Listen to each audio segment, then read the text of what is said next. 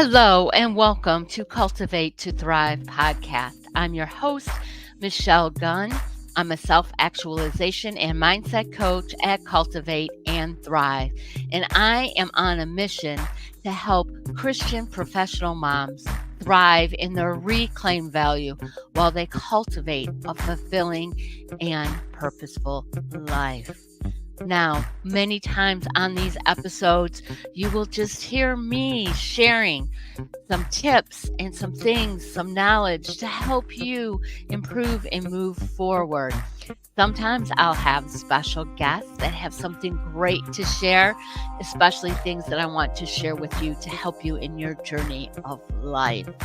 Now, you can find this podcast, whether it's live or on replay, here on my own Michelle Gunn LinkedIn page, Facebook page, Instagram, and TikTok. You can also find my business page, Cultivate and Thrive, on LinkedIn, Facebook, YouTube, and my website, michellegunn.com. That's right, my website is Michelle Gunn, 1L, 2 N's, michellegunn.com.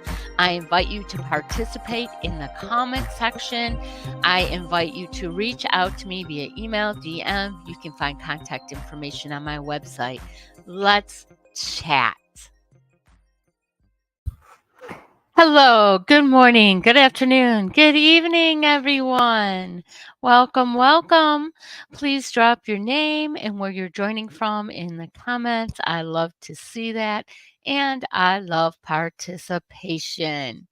So, thank you. Welcome to this episode of Cultivate to Thrive podcast live. If you're watching on the replay, please write in hashtag replay so I know that I'm reaching you. This episode is Embracing Imperfection, Finding Beauty in the Flaws. Now, it's funny because I totally forgot to schedule out this broadcast. I would usually do it on Saturdays. Last Saturday, I was going to visit my oldest daughter and her wife. I was going to spend the day with them, and I just totally forgot. Flaw? Maybe. My planning wasn't where it needed to be. Good afternoon and welcome, Judith from sunny Finland. It's actually gray and cloudy here in Texas today. We had some nasty storms yesterday in the Houston area, and it looks like we're in for some more rain. When I started this morning preparing for this episode, I focused myself in prayer and asked God to keep my mind, my eyes, my ears, my mouth, my words, my heart, my thoughts just open and help me to relay what needs to be heard today. And as I opened my Bible to the scripture, it opened to Proverbs 1, Introduction to the Value of Wisdom. I recommend reading it. If you haven't read it in a while, read it. So some things, that popped out at me is, men may appreciate wisdom and discipline, may understand words of intelligence, may receive training in wise conduct, in what is right, just, and honest. That resourcefulness may be imparted to the simple, to the young man knowledge and discretion. A wise man, by hearing them, will advance in learning. An intelligent man will gain sound guidance, that he may comprehend proverb and parable, the words of the wise and their riddles. The fear of the Lord is the beginning of knowledge. Wisdom and instruction fools despise. So my takeaway is really, it's again, I would say relevant to my topic, as I often feel it is. We really need to listen to the words and to the knowledge of others. Take it in. Don't assume you know everything, and don't assume that the other person is a fool and knows nothing. Even older men gain from younger men. Wisdom isn't just about age and experience. for the long term. You can gain wisdom when you're young, and we need to share it with others so we can all learn and grow and trust. Good morning, Ronald from Maryland. Nice to have you here. Thank you. Thank you. So, in a world that often clamors for perfection, I wanted today to advocate for something just a little bit or quite different, really. And that's the beauty of imperfection.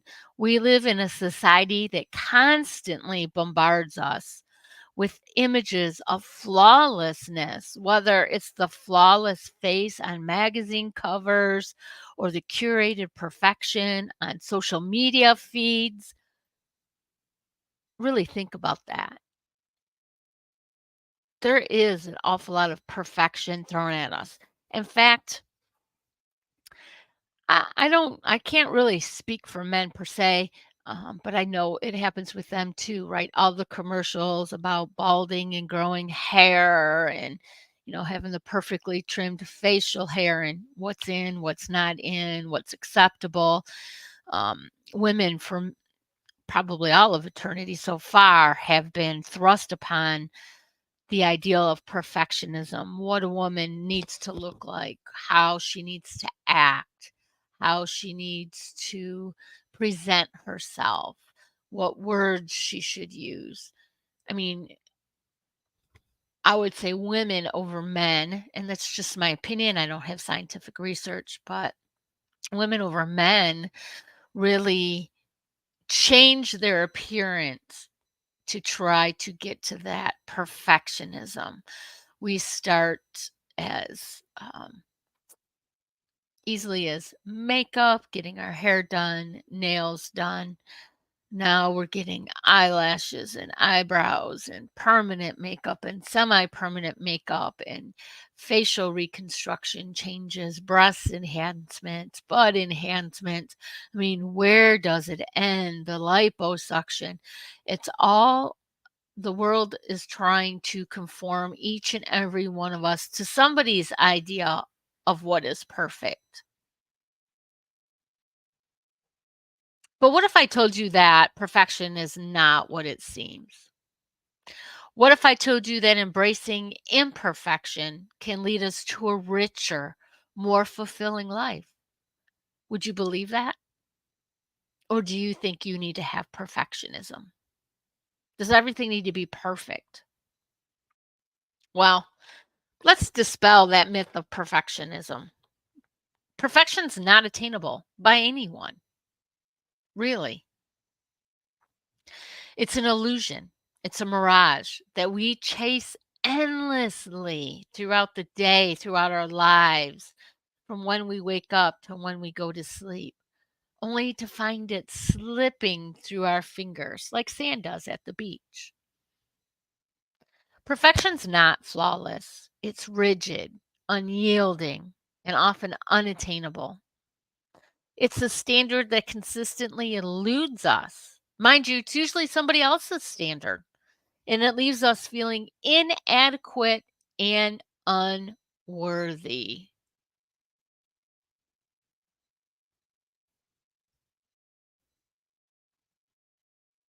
Think about that.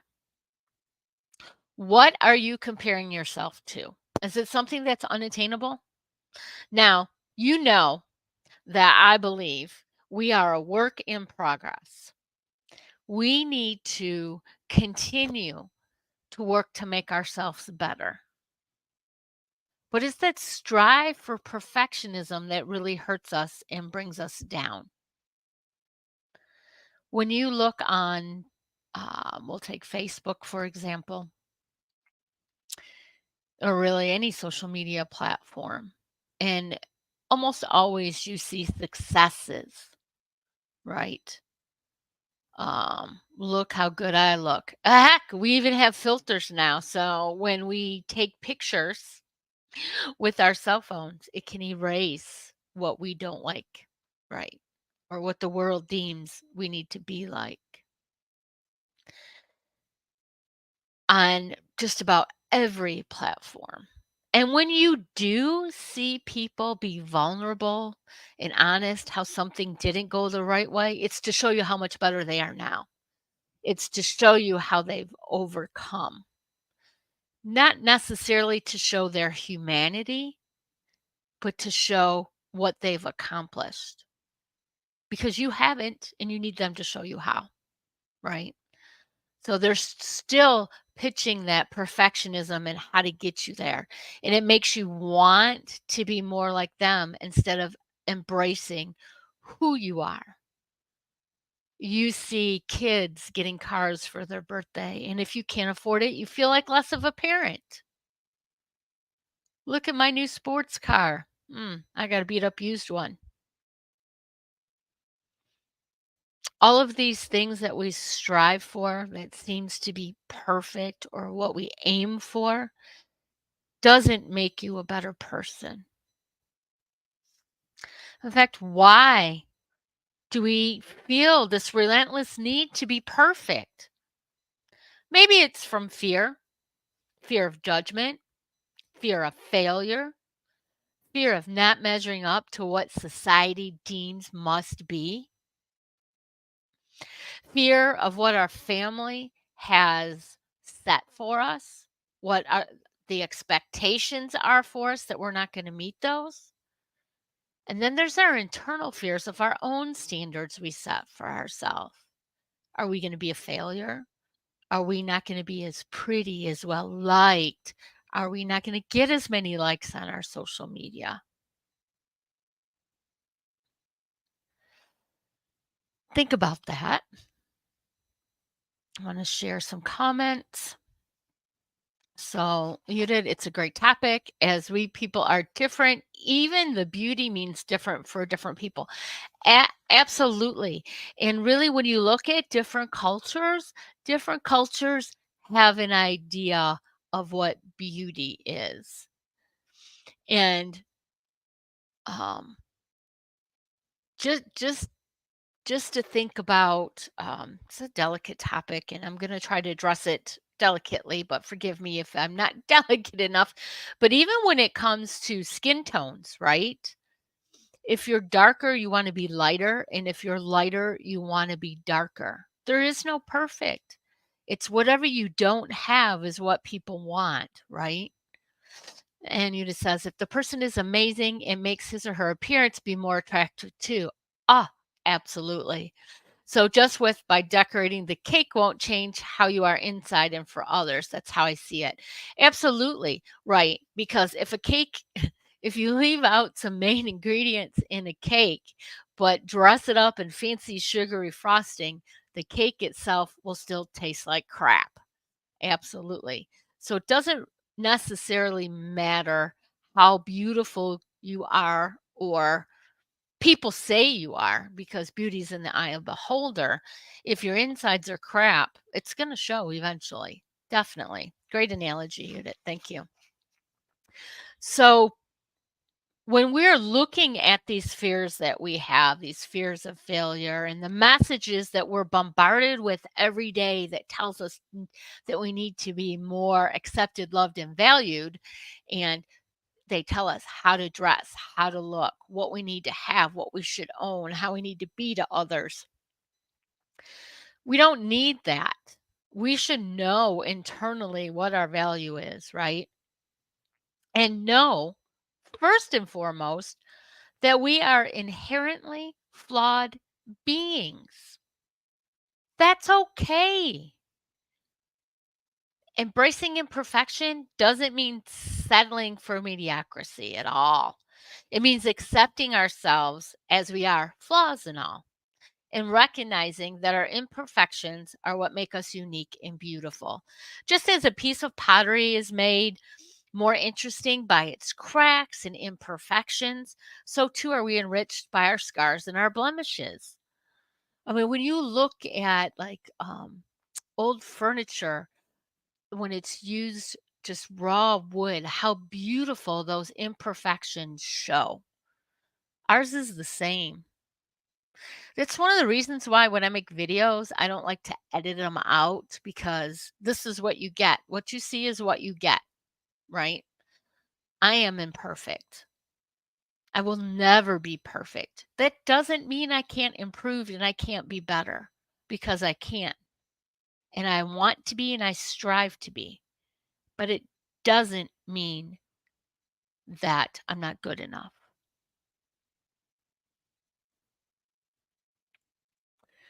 Yeah.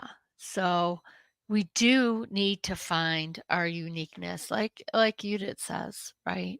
Yeah. Find the uniqueness and beauty in you. No need to compare with others. Just be the best and most beautiful version of you. And not only that, but also I often tell you, and I will always say, that we're created uniquely individual, right? We're created to need each other. So we can't all be the same. We need to be different. We need to have strengths and weaknesses that complement other people so we can work together. So we can work together to make the world a better place and to build up the kingdom of God. We are uniquely created, and the world needs us to be the person we are created to be, perceived flaws and all. And when we talk about flaws, there's definitely perceived flaws, because what you see as a flaw, someone else can see as a strength, something beautiful, something unique.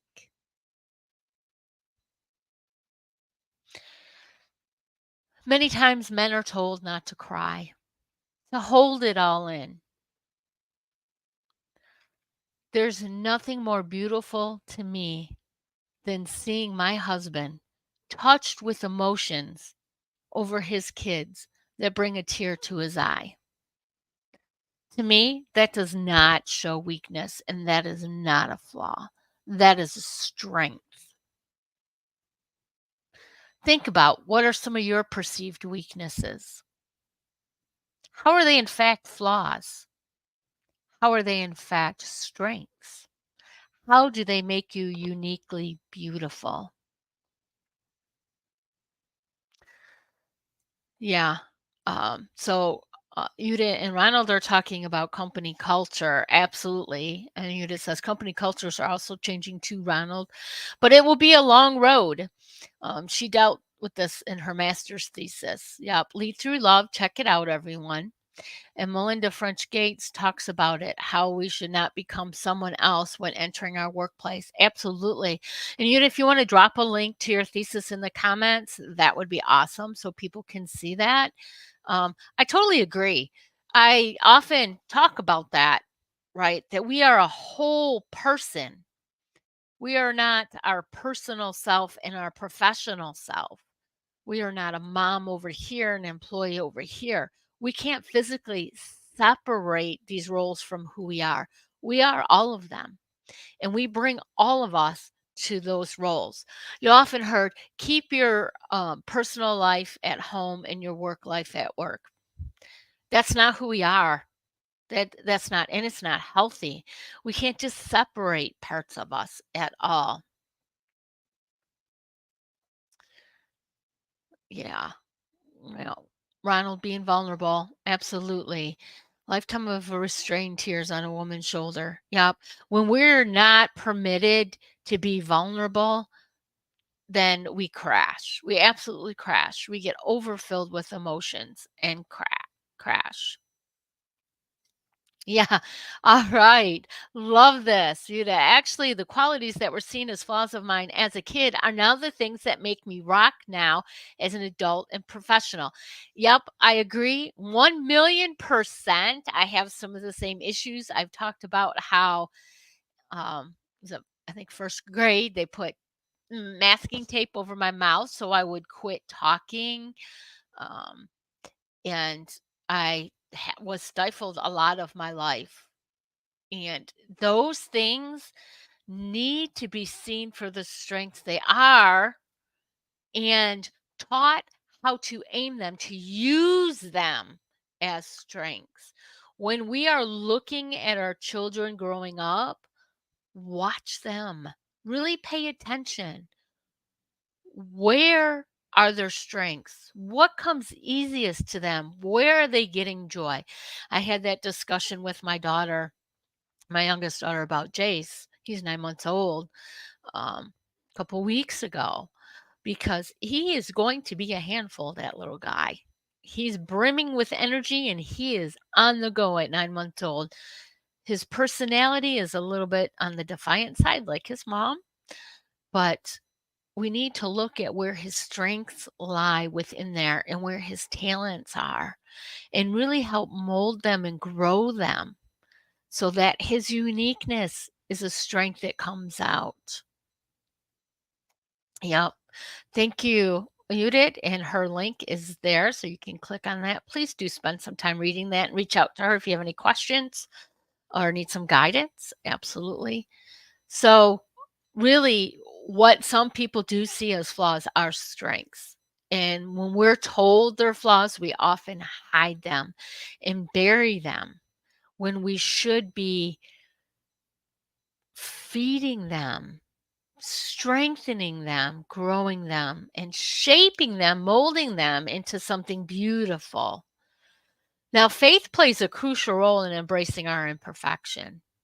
It teaches us to trust in something greater than ourselves, to surrender our need for control. And Lord, that is hard. That is so hard. And to find peace amidst the chaos. Faith reminds us that we are not defined by our shortcomings, but by our capacity for love, compassion, forgiveness, right? Let's encourage and love one another. Ask people, what do you see my flaws are? What do you think I need to improve? Take that in, think about it, pray about it, journal about it, and see. My bet is that this flaw that somebody else sees is a strength or a unique talent that needs to be developed into a strength. They may be a little bit intimidated by it. That's why they see it as a flaw. Or it's just, not grown enough to be a strength. And you can work on that. You can make it more.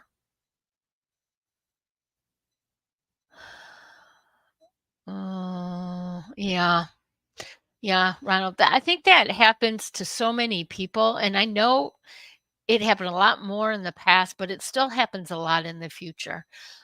Ronald shares that he smashed into a car because he was headed to another service call, no regards to his mental well being prior to departing. It was no more than a person than a machine that he serviced. Right. Many times our emotions will overcome us and we cannot see clearly. And that's really in every aspect of our life. We need to be able to process these feelings and to be able to process through where you need to be to a healing place or to find a solution to whatever you're dealing with. You need to embrace imperfection with open arms. Yours, mine, other people, people you work with.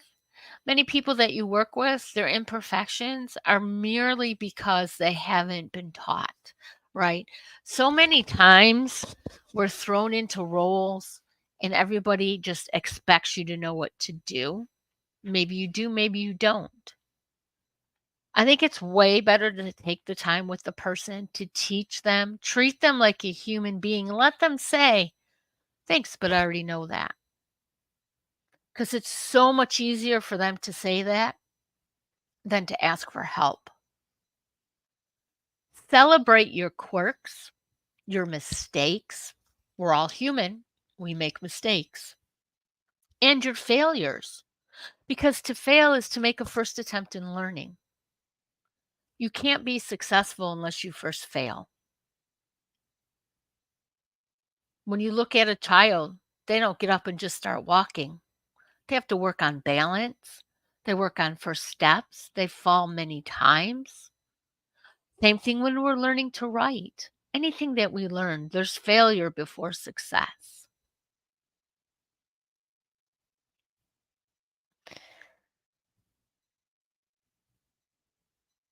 All of your failures, your mistakes, your quirks, they're all building blocks for growth and self discovery. Reject the suffocating pressure to be perfect and instead revel in the messy, beautiful chaos of life. Like Ronald says, he proved to be of value through extreme efforts.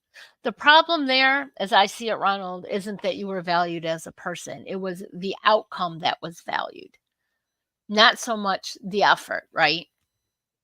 They really, most times, I was going to speak for this situation, but I don't know all the facts, but I'm guessing that the company doesn't really care about what it takes for you to get it done. They care about what's done, unless it costs too much money. Then they start caring usually, right? So they're not so worried about the person. They're more worried about the outcome to get that almighty dollar, right? That's another cause of people being worried about imperfections. I find that it's so much easier to own who you are. That means your mistakes. Take accountability for the actions that caused it, whether it be lack of knowledge, ignorance, laziness, forgetfulness, just didn't have the skill set. Whatever the cause is, if it's coming from you, own it. People are so much more forgiving when you own your mistakes, when you own your failures. Again, owning them doesn't define you. It really provides a baseline for growth, right? Gives you something to measure your growth on.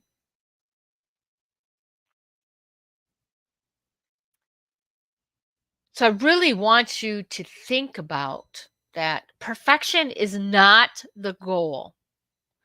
Imperfection is where the magic happens. So embrace your flaws, your vulnerabilities, and your humanity, for therein lies true beauty and authenticity. And you hear so much talk about authenticity. People are faking authenticity now because they have a perfectionist view they want to be seen as instead of just being authentic, truly themselves.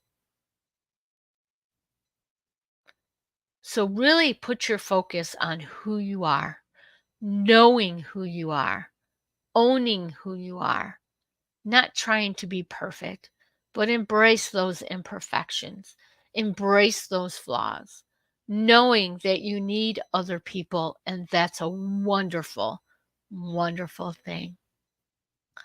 I thank you all for coming. Please do carry on with the conversation in the comments. I will join in offline.